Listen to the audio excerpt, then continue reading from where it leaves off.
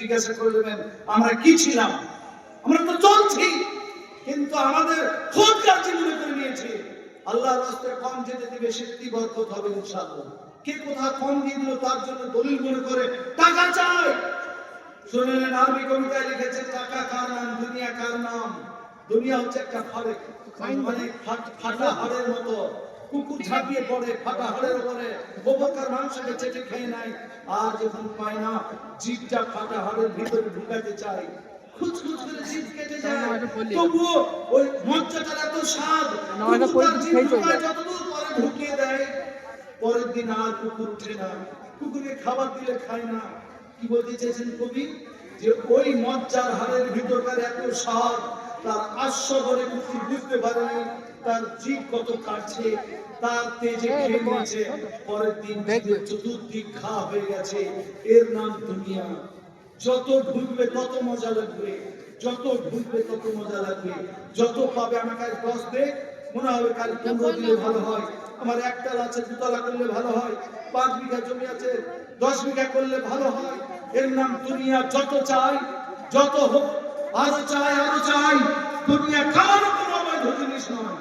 আর আমি কন্ট্যাক্ট করাকে হারামও বলতে পারবো না, ছোট বলবি হিসাবে, তবে হারাম হলো আমাদের এটা কোনো সন্দেহ নেই। আল্লাহ আমাদের হেফাজত করবো আল্লাহ। কিন্তু ভারতের বাড়িতে 69-78 বছর হলো, এখনো আলেম ওলামাদের ফাঁসি হয়নি।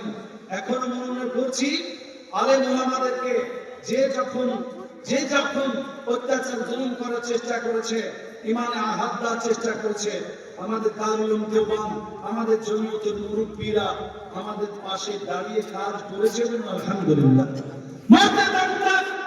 তাদের অনুসরণ হয়ে, তাদের আমরা অনুসারী হয়ে কাজ করার আমাদের তৌফিক দান করুন আল্লাহুম্মা।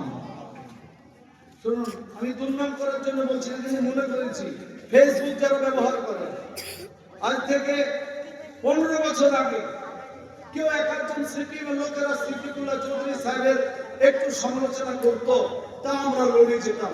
হ্যাঁ, সমালোচনা করছে, লড়ে যেতাম। আর এখন বলেন ফেসবুক সিদ্দিকুল্লাহ সাহেবের খুলুন, 100টা মন্তব্য থাকলে, 100টা যদি কমেন্ট থাকে, 90টা এমন মানে কমেন্ট আছে যে আপনি পড়ে সহ্য করতে পারবেন। সিদ্দিকুল্লাহ চৌধুরীর ভাই আরিফুল্লাহ চৌধুরী কাল ছবি দিয়েছে, অথচ ওরা ভুল করে দিয়েছে, আরিফুল্লাহ চৌধুরী চিনতে পারেনি যে 2টা কুকুর বারবার মুখ বাইর করে জিভা বাইর করে জিভ চাটছে। কি বুঝাতে চাইছে? এই দুর্গতিটা কেন হলো? পাবলিক তো আগে করেনি, সেই পাবলিকই তো ছিল যারা ছাগলের গোশত দূরের কথা, এরা যদি হরিণও পায় আমাদেরকে খাওয়াবে। এখন জুতো চপ্পল চাটাচ্ছে কেন আমাদেরকে? আমরা যদি ঠিক গাইডলাইন থেকে সরে যাই, আল্লাহ নবী সাল্লাল্লাহু আলাইহি ওয়াসাল্লাম বলেছেন, হাদিসটাকে হাদিস বলতে রেখেছি, মায়েশার হাদিসটা বলছিলাম না, রেখে দিয়েছি একদিন।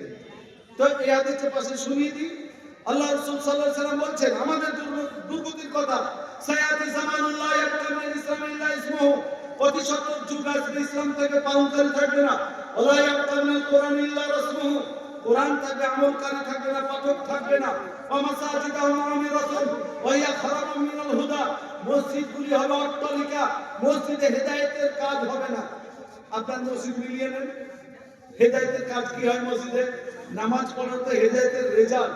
মসজিদে বসে কখন ঠিক হবে? ওই পাড়ায় জুয়ারি আছে, ওখানে জুয়াটা বন্ধ করতে হবে। ওই পাড়ার লোকেরা মেয়েরা পর্দায় মোটেই চলে না, একটু বুঝাতে হবে।